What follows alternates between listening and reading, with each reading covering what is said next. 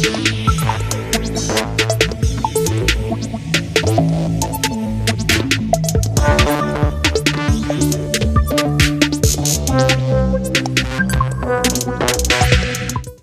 peeps, I know it has literally been a minute since I've made a video, and I apologize for that. I've just been particularly busy these days, and another factor as well is, as I mentioned in my smart room video, I don't currently have a very good working PC at the moment, so that does take a toll on me in terms of, you have the idea of the quality of videos that you want to make and just not having the means to do it. That is definitely a demotivating factor. But anyways, I've gotten some recent comments on my videos in terms of my smart room and how that has been working out in Jamaica. And I take this as a perfect opportunity to be able to make a video and answer some of those questions in the form of a review/comparison of the Google Home Mini and the Amazon Echo Dot. Key thing to note, however, the Google Home Mini has since been renamed to the Google Nest Mini, and the version that I'm using is actually the first one that was released. At the time, it was called the Google Home Mini. And so just bear that in mind, because some of the features of this device may be slightly different from the newer one. Not any drastic difference, but definitely there are some differences. So let's get right into it. All right, so one of the first things we want to look at in terms of these devices is the design of these devices are very similar but very different at the same time. Where they're similar is in terms of their footprint. Both of these devices can be placed on your bedside table and not really be an eyesore. You can even place them on your work desk, similar to what I do, and that's pretty much where the similarity ends. In terms of design choice, the Amazon device has 4 physical buttons on top of it, 2 being your volume controls, which allows you to turn up and down the volume. Aside from that, you have your assistant button that allows you to be able to trigger the assistant without the need for the wake word. So if the device is within arm's length, you can use it that way, trigger the device. There's also a software mute button that allows you to mute the device. In the case of the Google Home Mini, it has a hardware button that allows you to electronically disable the microphone, which for some people who are privacy concerned, definitely the Google device is a better option here because it electronically disables the microphone, while in the case of the Amazon device, it is controlled via software, so there's never any true disconnection of the microphone. Be paranoid if you want to. Go with the Google device if you're concerned about that. In terms of the Google device, there are no visible physical buttons. There are some soft touch buttons that allows you to control media, including pause, as well as being able to turn up your volume and turn down your volume. You just need to press the side of the devices to turn up the volume and turn it down. Press the other side to turn it down, as well as tap and hold it. Allows you to pause media and resume media. There was previously a soft touch button in the middle of the device that would allow you to trigger the assistant. I think there were some security concerns in my version of the device, so that was actually disabled in a future firmware update, so that's no longer supported. I think they brought it back in the more updated version of the Google Nest Mini, so that's just something to note. The Amazon device has a headphone jack that allows you to connect your external speakers. So essentially, you could improve the quality of the sound on this device with being able to connect your external speaker. This is missing from the Google device, which again, it depends on kind of what you're looking for. It may not be something that matters to you, but it's definitely something of note. Once we get past the look of the devices or the hardware of the device, we definitely have to plug it in and look at getting it set up. Let's have a look at the setup process. I would say the setup process for both these devices are pretty straightforward. You just need to download the respective companion app and you should be fine in terms of the setup process. Your result may vary. I have an Android phone, so as you can imagine, I'm already signed into my Google account that I want to use on the device, so I don't even need to sign into an account. In the case of the Amazon device, you do definitely need to sign into your Amazon account. From there, the setup process is very simple. The only thing I think in the case of the Google device, the setup process is a little bit more straightforward, because literally from the home page, you just need to press the plus icon and you're pretty much good to go. While in the case of the Amazon device, you you kind of do need to search around the settings first before you're able to find the option to add a device. And again, it is just one of those things that are slightly more annoying for me, but again, your result may vary. It is kind of a simple setup process for both of these devices as long as you find where you should be looking to get them set up. What has the experience been like with these devices in Jamaica? Honestly, the experience has been pretty good for me because how you'll find that you mostly use these devices is mainly for media consumption. In the case of these speakers, you're looking at listening to music, that kind of thing, and you're looking at maybe even making a few voice calls or even just to ask you some basic questions. And in my experience, it has worked very well, and both of these devices do a very good job in terms of answering your questions. In terms of music listening options, I've been an avid user of Spotify for years, so much so that I've had a Spotify Family Premium subscription for a while now. When it comes on to being able to use my Spotify, I don't have a challenge there because with Spotify Family Premium, you don't even need a VPN to use it in Jamaica. But I think you probably do need a VPN to initially sign it up. But beyond that, you're pretty much good to go. Once your premium subscription on Spotify, it works just fine on these devices. So at least for my specific use cases, both of these devices are similar because I'm able to link my Spotify account to both of these devices. Hey Google, play some music. Okay, music from Spotify. Playing on Bedroom Group. What I'm saying. Hey Google, pause. Alexa, play some music. Here's Spotify.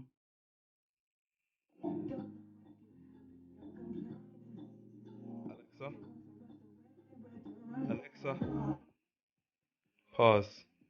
And as you can see from that test, because it is linked to the same account, basically if I ask one device to play music, if I ask that same device to stop and then ask the other device to play me music, it will pretty much continue playing from my Spotify, which allows it to pretty much continue the song. I don't know about you, but that is so awesome for me, given that these are two devices who are competing against each other. But again, because they allow you to integrate very similar products, you're pretty much able to use these devices in tandem with each other without any challenges. Because even when it comes on to devices that I choose to buy, I tend to buy devices that are not proprietary to any specific assistant because I do have two of them, and at any point I may want to use one over the other for whatever reason, and I just like that control. As I mentioned, I got a smart plug that is one of the Amazon smart plugs. My other Linksys smart plug unfortunately is not working because I had some water drip into it. What's my mistake? So right now, pretty annoying to have to use a specific assistant to control my fan, but that's okay. I'll have that smart plug replaced because I do want to be able to switch from any assistant, because at any point I want to use one over the other, I guess based off my mood.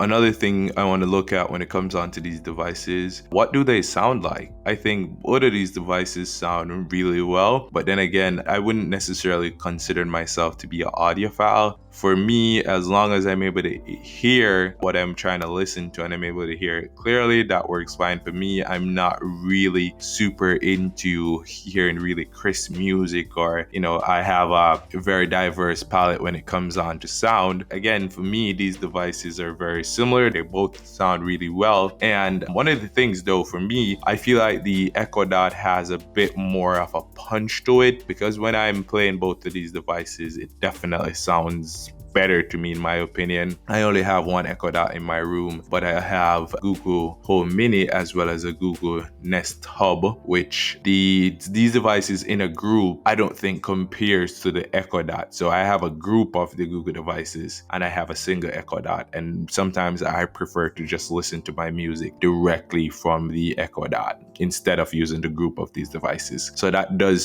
say a lot in terms of, at least for my taste, in terms of how these devices sound. sounds. So that's just one thing to think about. In terms of the assistant on these devices, I think your preference is going to depend a lot on what services you use and what ecosystem you're most integrated in, because they're pretty similar. In terms of music services, they both support, for example, Spotify, which is where I prefer to listen to my music on. So that works very well for me. In terms of these devices, it's pretty similar because I use Spotify as my streaming service. They both support it. Works very well for me. I'm just able to give it commands to play my music, and it does that well without any challenges. But your result may vary. For example, if you're using YouTube Music, obviously you're more ingrained in the Google ecosystem, so definitely you want to go with a Google device because that's where you're able to listen to that. If you use Amazon Music, then you're looking to go with the Echo Dot because you're more integrated into that ecosystem. And even as it relates to commands, I think both of these devices do a brilliant job in terms of answering your questions. I throw in very similar questions at these devices and they do very well in terms of answering these questions. One of the things though, again, I'm leaning more to, in terms of this particular thing, in terms of asking questions, I'm leaning more to the Google device, because the response it gives me in a lot of instances are more favorable for me. If I ask, for example, hey Google, who is the Prime Minister of Jamaica? Andrew Holness is the Prime Minister of Jamaica. Alexa, who is the Prime Minister of Jamaica? The Prime Minister of Jamaica is Andrew Holness. As you can see, they both answer the same question in terms of who the Prime Minister is, but in terms of the pronunciation of the Prime Minister's name, I think the Google device does a better job in terms of that. If I ask this device who I am, hey Google, who am I? Your name is Mr. Michaels. Alexa, who am I? I'm talking to Os Hain. This is Os Hain's account. As you can see, at least in terms of the pronunciation of my name, they both are able to do it. However, the Google device does a much better job in terms of calling me exactly how I would like to be called, or calling me who I would like to be called. And a part of that has a lot to do with the fact that you're able to customize. You can literally tell the device to call me XYZ and it will do that, and it will remember that forever. While in the case of the Amazon device, it literally just uses the name on my account and it gives me no option to be able to customize what it calls me, even though it is butchering the pronunciation of my name. That's definitely not a lovely thing about it. I was not able to find any settings that allows me to be able to change that, so that's definitely an annoyance for me. So again, in this category, I'm leaning more to the Google device just based off the overall experience when it comes on to asking certain questions. But again, Google does have an advantage in terms of answering people's questions for years. So the fact that it's backed by Google, who have been in this game for a very long time, I did expect them to have an advantage, and they definitely do have an advantage here. But for general queries, they work just the same. Alexa, is there traffic on the road on my way to work? Right now, traffic to work looks pretty clear. The fastest route takes about 9 minutes via Union Street and A1. Hey Google, is there traffic on my way to work? It should take 13 minutes by car. You can see the full directions on your phone.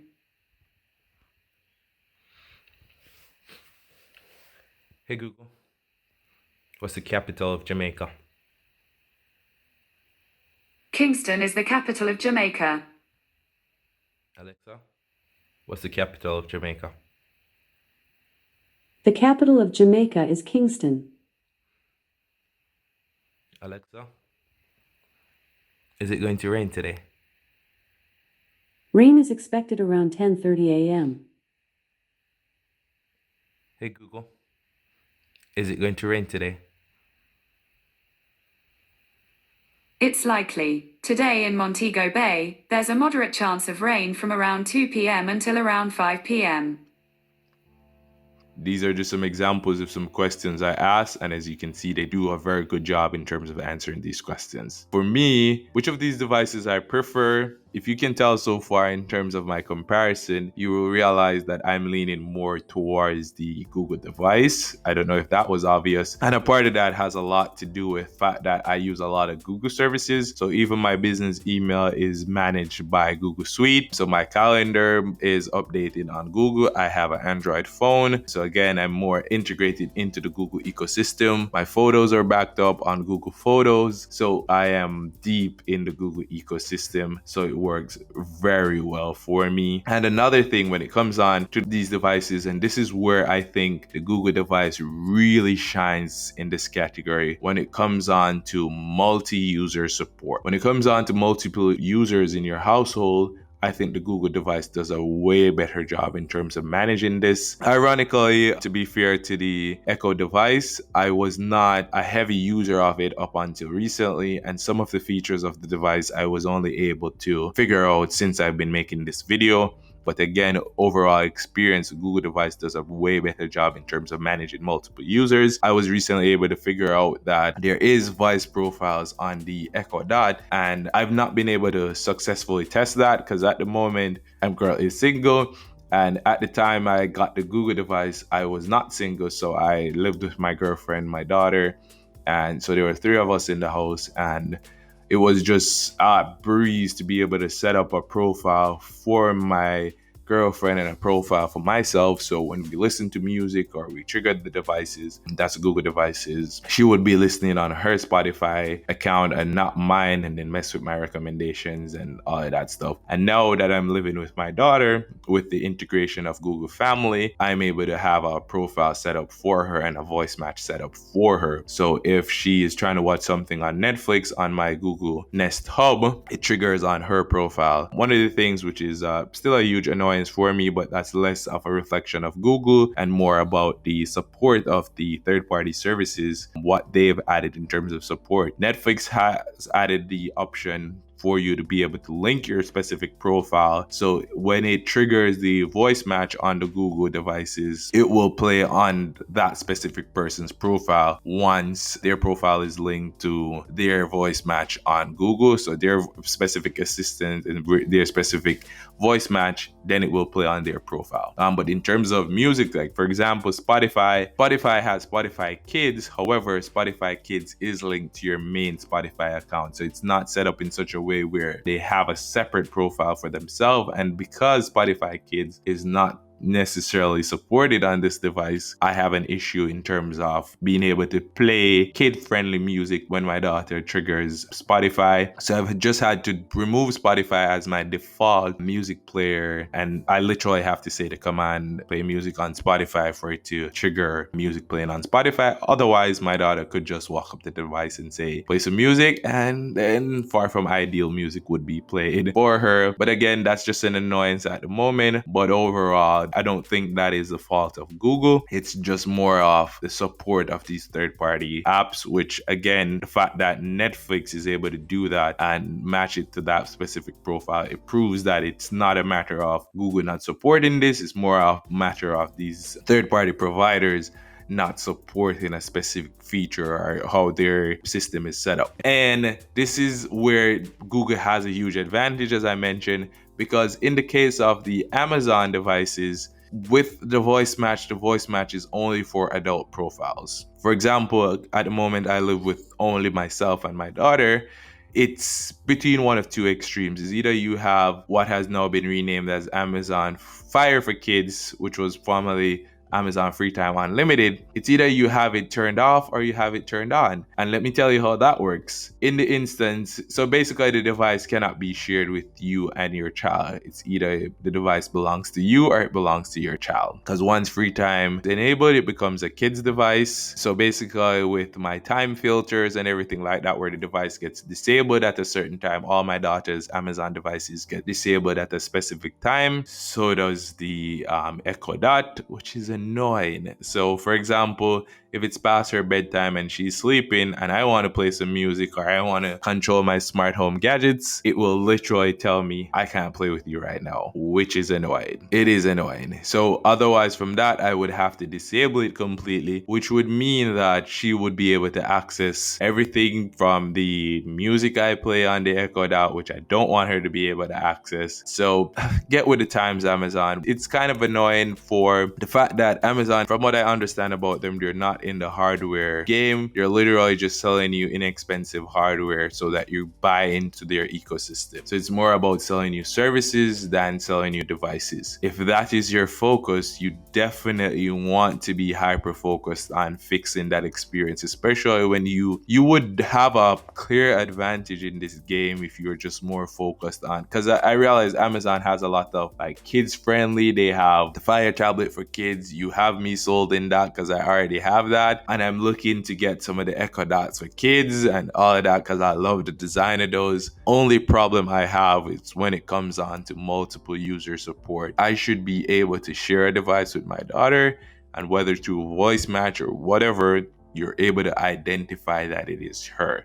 Because again, we may not be in the arrangement where she has a device in her room or whatever, because currently it's one room that we share. It would be ideal if they work on at least the software experience of that so that you're able to share a device with your child without any challenges. I got off on a rant there, but again, for me, that's why the Google device is, at least at the moment, a better sell for me, just based off the fact that I'm literally in a small room with my daughter, and it's definitely better to be able to share a device with her, because sometimes she, as soon as we get home, she walks up to the Google Nest Hub and she's like, play PJ Masks on Netflix, and it identifies that it's her and it plays directly from her profile, never messing with my personal Netflix profile and my recommendations. So I know I kind of got off on a rant, but it's just definitely a little bit of an annoyance for me that I really wish they work on. So I think I pretty much covered, kind of what I think they can improve on these devices. And another thing when it comes on to these devices, I think in terms of software experience, the Google device is definitely doing a better job. If you even look at the comparison between the apps, the Google Home app is leagues ahead of the tree that should not be named app. The Google Home app is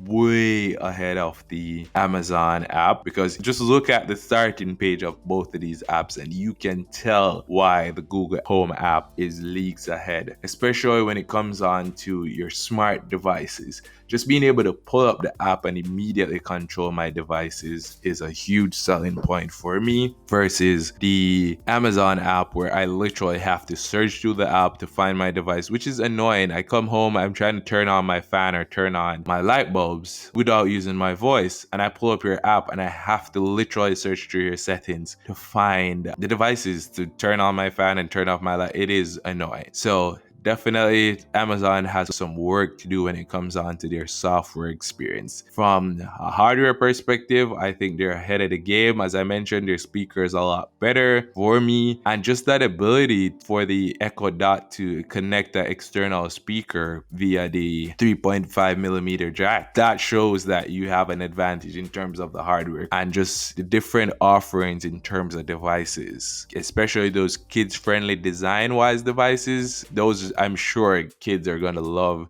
especially the new kids-friendly Echo devices. So from a hardware perspective, I give Amazon the win here. But from a software perspective, which again, when you think about it, I think your experience is gonna be more geared towards the software than the hardware. Yes, you do want a device that sounds very well. We all get it. You want a device that sounds well, but at the same time, you want a device that gives you a great experience. I think you want a great experience more than anything else. And I think Amazon has some catching up to do in terms of that, because Google is already leading. Google has never necessarily been in the hardware game either. So pretty much what Google is held back by right now is whether or not people are going to use their softwares, because there's a lot of third-party smart displays running on Google Assistant, and really and truly it all depends on those hardware manufacturers making devices to bridge those gaps in terms of Google devices. And there are a few hardware manufacturers already making these devices. So when you think about it,